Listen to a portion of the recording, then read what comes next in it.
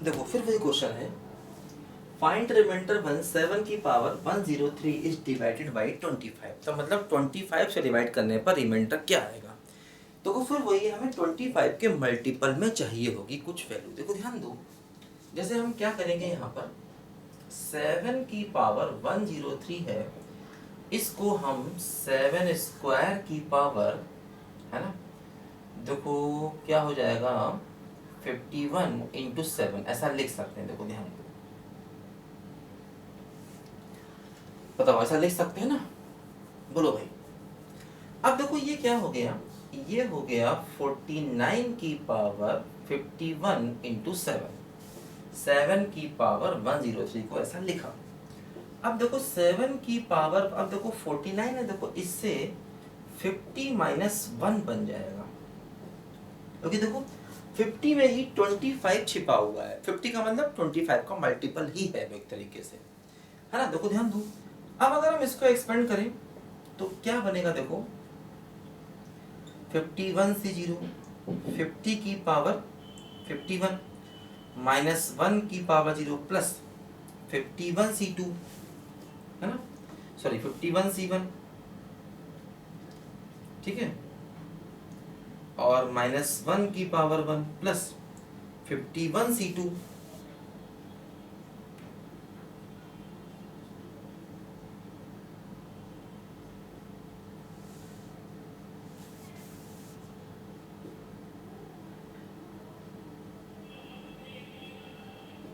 ऐसे देखो आएगा ना।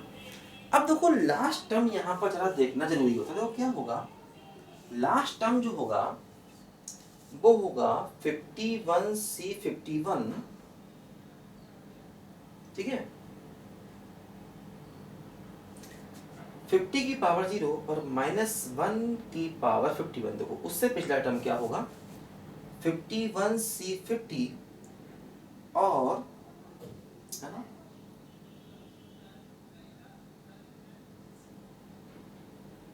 देखो ऐसे ये आएगा, ठीक है। देखो अब क्या हुआ यहाँ पर ध्यान दो, जो लास्ट टर्म है एक्चुअली वो -1 है और उससे पिछला टर्म पॉजिटिव है, तो हमें पॉजिटिव चाहिए होता है। देखो यहाँ पर 7 जो है वो सबसे बाहर मल्टीप्लाई है, 7 सबसे मल्टीप्लाई, ध्यान दो। अब देखो ये पूरा का पूरा अलग कर दो, है ना, इसमें से अगर हम 50 कॉमन ले लें तो देखो ये हो गया 7 इंटू 50 इंटू इंटीजर। हम देखो यहाँ से अगर हम सब में से 50 50 50 कॉमन लेना चाहें तो ले सकते हैं, क्योंकि 50 का मतलब वो 25 का मल्टीपल ही है। और प्लस देखो क्या बचेगा यहाँ पर, देखो ध्यान दो, ये हो गया 51 इंटू 50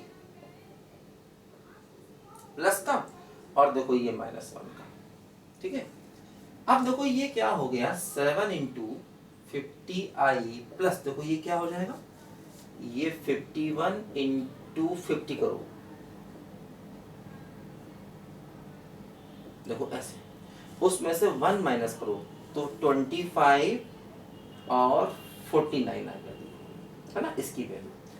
अब देखो जैसे 7 को मल्टीप्लाई किया तो 7 इंटू 50 इंटू आई और प्लस 7 इंटू 25 इंटू 49। अब देखो जैसे यहाँ पर ये 25 का मल्टीपल तो आ गया, क्योंकि देखो 50 को भी हम 25 इंटू 2 लिख सकते हैं, है ना। हम चाहें तो देखो 50 को 25 इंटू 2 लिख सकते हैं, इंटू 25 इंटू 2 आई, देखो ये 25 का मल्टीपल आ गया।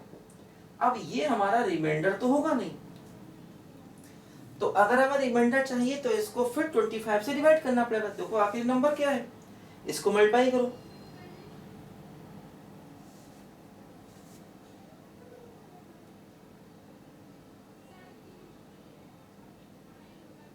देखो ये हमारा आया नंबर, है ना, बोलो।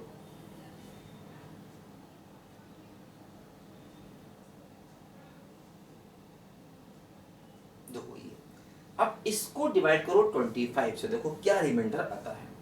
देखो 17843, इसको 25 से डिवाइड करें, देखो रिमाइंडर क्या आता है। देखो यहाँ पर क्या हुआ, 25, है ना, 7 जा 175, देखो ये 3 4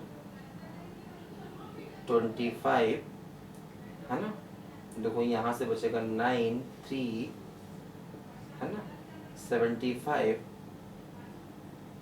देखो 18 बच गया। तो फाइनली हमारा आंसर आ गया 18, क्योंकि देखो ये बचा जो है वैल्यू ये रिमाइंडर नहीं है, ये क्योंकि देखो ये 25 का मल्टीपल है। अब ये जो आया इसको फिर 25 से डिवाइड करके देखो आखिर रिमाइंडर क्या बचता है।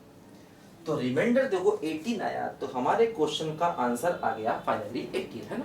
तो ऐसे हमें ये रिमाइंडर वाले क्वेश्चन करने हैं। मतलब क्या, देखो जैसे हमें 25 से डिवाइड करना है तो इसके एक्सपेंशन में 25 लाना था।